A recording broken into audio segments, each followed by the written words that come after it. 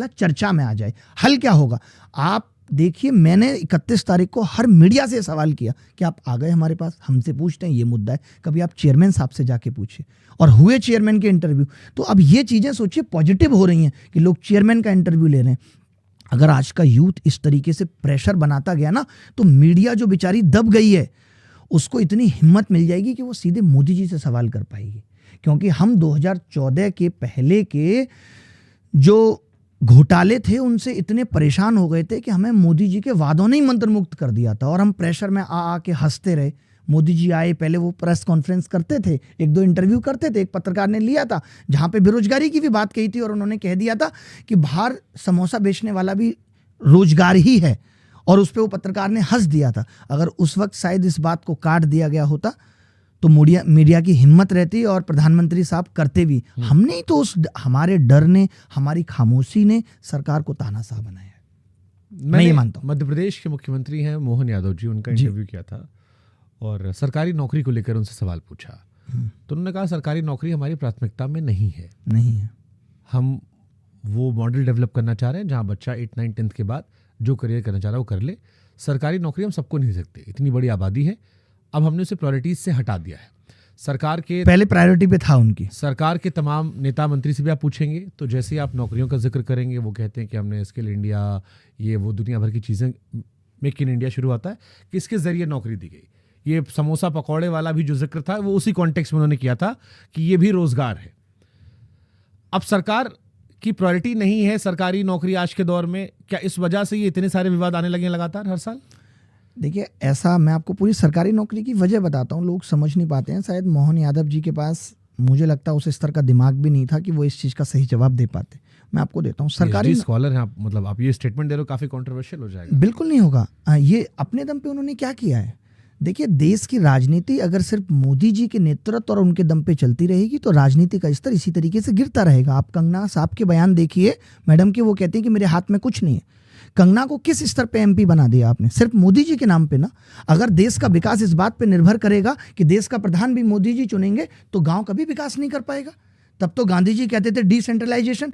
गांव का मुखिया अगर गांव के मुद्दों पे वोट लेके जीत के आएगा तभी उसकी जवाबदेही भी होगी। अगर मोदी जी किसी को भी गांव का मुखिया बना दें, वो गांव के लोगों की बात ही नहीं सुनेगा, उसके लिए वो चीज प्रायोरिटी पे ही नहीं है। तो मोहन यादव जी का कितना बड़ा अनुभव राजनीति में था कि उनको देश के एमपी जैसे राज्य की सत्ता सौंप दी गई। पढ़े लिखे हैं, मतलब उनके पास कई डिग्रीज, अगर डिग्री को हम पढ़ाई का पैमाना मानते हैं तो बिल्कुल। चलिए, मैंने मान लिया डिग्री को अगर हम पढ़ाई का पैमाना मानते हैं, तो उन्होंने ये बात बड़ी खराब कही है कि सरकारी नौकरी प्रायोरिटी पे नहीं है। अगर आपका रोजगार देना और इंडस्ट्री लगाना प्रायोरिटी पे हो गया तो सरकारी नौकरी अपने आप क्रिएट होगी, आपको प्रायोरिटी रखने की जरूरत नहीं है। आज एक बात बताइए, अगर इस देश की जनता आदी हो जाए और आदी हो जाए तो बहुत सारी पुलिस की नौकरियों की भी जरूरत नहीं है। पुलिस किस लिए? शासन व्यवस्था को चलाए रखने के लिए, क्योंकि पॉपुलेशन ज़्यादा है। जीएसटी डिपार्टमेंट की नौकरियां किस लिए हैं? ताकि जो इंडस्ट्री चल रही है उनसे ठीक तरीके से जीएसटी वसूला जाए और देश हित में लगाया जाए। इनकम टैक्स की नौकरियां किस लिए हैं? कि जो लोग कमा रहे हैं उसको देखने के लिए। तो अगर आप इंडस्ट्री लगाओगे, अगर आप प्राइवेट इंडस्ट्री भी लगा रहे हो, अगर आपका फोकस उस चीज़ पर भी है कि बाहर से एफडीआई, फॉरेन डायरेक्ट इन्वेस्टमेंट भी हो रहा है, तो सरकारी नौकरियाँ अपने आप क्रिएट होंगी। तो इनका जो मकसद है वो प्राइवेट नौकरियों को क्रिएट करना भी इनकी प्राथमिकता में नहीं है। सरकारी नौकरी कोई क्रिएट करने की चीज नहीं है। जरूरत होगी तब तो सरकार नौकरियों को लेगी। ये क्या कर रहे हैं, बेसिकली कॉन्ट्रैक्ट बेस पे काम करा रहे हैं। इनको लगता है कि 60,000 रुपए का काम अगर 8,000 में हो रहा है, ये देश के युवा की मजबूरी का फायदा उठा रहे हैं। बात सिर्फ इतनी सी है। और अगर यही हालत रहे तो जो आज ब्यूरोक्रेट्स भी बैठे हैं ना, कल को ये भी कह देंगे कि हम आईएएस ऑफिसरों से भी अब 18 घंटे काम कराएंगे, 16 घंटे काम कराएंगे, उनको आवास भी नहीं देंगे। हो सकता है ये कह दें सैलरी भी आधी हो जाएगी। तो आदमी तो मजबूरी में काम करेगा, तो ये उस मजबूरी का फायदा उठा रहे हैं। सरकारी नौकरी इनको क्रिएट करने की जरूरत नहीं है। इन्होंने इतनी इंडस्ट्रियां बंद कर दी। लोग आज कहते हैं कि भारत पहले टेक्सटाइल का बहुत अच्छा बिजनेस करता था, लेकिन आज बांग्लादेश भारत से आगे निकल गया। टेक्सटाइल में कपड़ा बाहर से इंपोर्ट होकर आने लगा। सरकार का काम खाली इतना रह गया है कि बाहर से चीज़ें आ जाएं। वैसे ये चाइना की चीज़ों का विरोध करते हैं और उस पर हमें टैक्स मिल जाए, हम बस इतना काम करेंगे। दैट्स कॉल्ड कारोबार। ये कारोबार है कि आपने टेस्ला यहाँ खोलने के बजाय एक कार बाहर से जो 30 लाख रुपए की मिल रही है उस पे आपने 30 लाख रुपए लेके कह दिया कि जी हमारे लोगों को आप 60 लाख में बेच दिए। ये कारोबार है, ना कि आप देश हित में कोई काम कर रहे हैं। तो आप ये कह रहे हो कुल मिलाकर सब चौपट कर दिया गया है? बिल्कुल चौपट कर दिया गया, एकदम सारी चीजें चौपट हो गई। आप मुझे बताएं, अगर इतना कुछ है, आज आप आवाज उठा रहे हैं, देश का नेशनल मीडिया आवाज उठा रहा है, क्या प्रधानमंत्री जी की तरफ से एक ट्वीट इस पे नहीं आ सकता था? आप लोग हैप्पी बर्थडे खेल लेते हैं, आपको ये याद आ जाता है कि आज राजनाथ सिंह का जन्मदिन है, विश कर देता हूं। राजनाथ सिंह को ये याद आ जाता है कि जी मोदी जी ने विश किया है, उनको थैंक यू लिखना है और ये बताना है देश आपके नेतृत्व में बहुत आगे जा रहा है। ये लोगों की अपनी एक दुनिया हो गई है जिसमें इनको लगता है कि देश बहुत आगे जा रहा है, इनको देश की जनता या उनके मुद्दों से कोई फर्क नहीं पड़ता है। आप देखिए मोदी जी का एक बयान जिसमें वो कह रहे हैं कि आज से 10 साल पहले जो महंगाई की दर थी और जो आज महंगाई की दर है वो बहुत कम हो गई है। कल को ये भी कह देंगे कि बेरोजगारी जो 45 साल में हम लोग चिल्ला रहे हैं उच्चतम स्तर पे, ये कहेंगे सबको रोजगार मिल रहा है, क्योंकि जो जोमेटो में लड़का डिलीवरी बॉय का काम कर रहा है 15-16 हज़ार कमा रहा है, इनके लिए वो भी एक रोजगार है। इनके लिए वो भी रोजगार है जो कुली रेलवे स्टेशन पे सामान उठा रहा है। वो उस माँ से पूछे जिसका बेटा सामान उठा के जिसकी कमर दब गई है। फ्रांस में तो नहीं है कुली।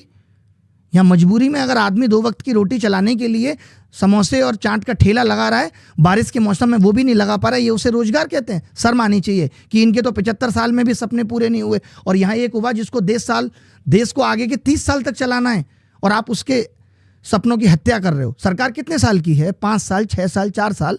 प्रधानमंत्री और कितने साल सत्ता में रहेंगे? और एक युवा जिसको आगे के 30 साल के लिए देश चलाना है, फिर आप कहते हो 2047 में भारत विकसित होगा, तो हमें रोड मैप दे दीजिए। आपने तो 2014 में भी बहुत बातें कही थी। तो विपक्ष से जो शिकायत थी वो यही थी कि अगर बंगाल में ममता जी की सरकार है तो वहां भी बीजेपी विपक्ष में है। तो मेरी उस विपक्ष से भी शिकायत है कि बंगाल में भर्तियां कौन सी ठीक तरीके से हो रही हैं, यूपी में समाजवादी की सरकार है तो वो भी सवाल करें। और सिर्फ सवाल करना अब नहीं है, अब क्या हो गया, सवाल कर दीजिए, रील कट गई, डल गई, व्यूज आ गए, दैट्स इट, काम खत्म हो गया। मेरी तो इस चीज के भी लिए लड़ाई है कि प्रधानमंत्री जी आज गेमर्स को बुला के अवार्ड दे रहे हैं, क्योंकि गेम बहुत बड़ी इंडस्ट्री है और वहां से सरकार को टैक्स से लेकर के बहुत रेवेन्यू आ रहा है। तो आगे आने वाले वक्त में ये लोग गेम खेलना कंपलसरी कर देंगे। पढ़ाई तो तिलंडे में चली गई है, आप गेम खेलेगा आपका बच्चा। यूट्यूब पे बैठे हैं बहुत छोटे छोटे बच्चे, क्योंकि गेमर्स को प्रमोट किया जा रहा है। हर 1 किलोमीटर पे ठेके खोलने जा रहे हैं, स्कूल सरकारी मर्ज किए जा रहे हैं, बंद किए जा रहे हैं। तो आप बताइए ना, सरकार को तो वो काम करना अच्छा लग रहा है जहां से रेवेन्यू आ रहा है। कल को रेवेन्यू के चक्कर में दारू भी कंपलसरी कर देना, जो ना पिए उसको पुलिस उठा ले जाए।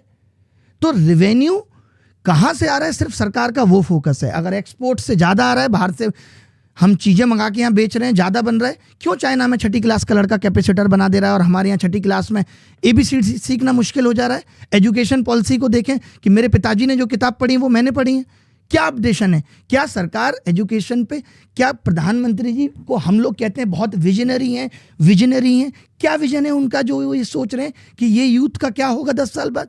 जो बच्चा आज स्कूलों में जा रहा है, स्कूलों की जो हालत है वो क्या होगा, क्या उसको सिखाया जा रहा है? हम प्रधानमंत्री जी ने 362 करोड़ रुपए विदेश दौरे पे खर्च कर दिए, कभी उनको ये नहीं दिखा कि सिंगापुर में 6ठी क्लास के लड़के को पेचकस प्लस दे दिया जाता है कि स्किल डेवलप करनी है। ये भी तो सीख के आना था। पहले के प्रधानमंत्री विदेश जाते थे तो आके बताते थे ये हमने सीखा ही हम अपने देश में करेंगे, हमने इतनी कंपनियों से बात की है, ये इन्वेस्टमेंट होगी देश में, इतनी बेरोजगारी दूर होगी। आज क्या बात होती है कि प्रधानमंत्री साहब से ट्रंप ने हाथ कैसे मिलाया, पहले उसने हाथ आगे बढ़ाया, नहीं बढ़ाया।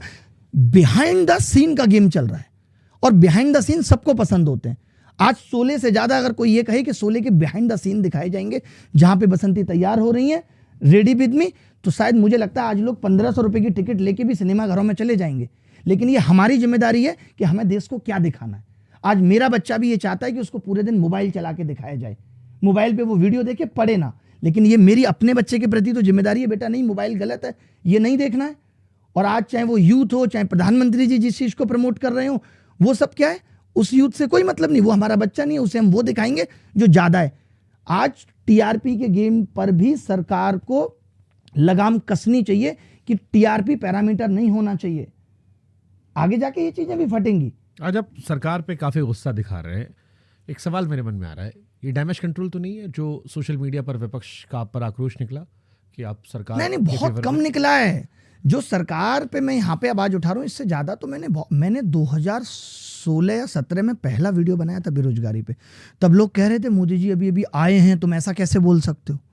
मैं तब से देख रहा था, मुझे लगता है कि बेरोजगारी को लेकर के मेरा विजन ज्यादा बड़ा था साहब से, कि मैं तब देख के बता दिया था। आज भी वीडियो पड़ा हुआ है और उस टाइम ऐसे वीडियो ट्रेंडिंग में भी चले जाते थे, 3 नंबर पे ट्रेंड किया था। आज तो आप कैसा भी वीडियो बना लीजिए, ऐसा इतना रिपोर्ट होगा कि वो ट्रेंडिंग होगी नहीं। और मैं ट्विटर पे आई थिंक पहला ऐसा शिक्षक था जिसको ब्लू टिक ट्विटर ने दिया था। और मैं आप शुरू से लेकर के अब तक के ट्वीट देख लीजिए, मैंने हमेशा सरकार से सवाल पूछा है हर एक चीज पे। बट इस देश में शिक्षा को लेकर परसेप्शन क्यों चेंज हो गया? जैसे हम लोग छोटे थे तो मुझे याद है कहते थे कि पढ़ोगे लिखोगे बनोगे नवाब। अब सोशल मीडिया के दौर में जो पढ़ लिख रहा बंदा है उसको अक्सर मैं ट्विटर पे देखता हूँ, खासतौर पर कि जब कोई चाय वाला या कोई टिकटॉक पे कच्चा बादाम करते हुए एक नई गाड़ी खरीद रहा है तो लोग मजाक उड़ाते हैं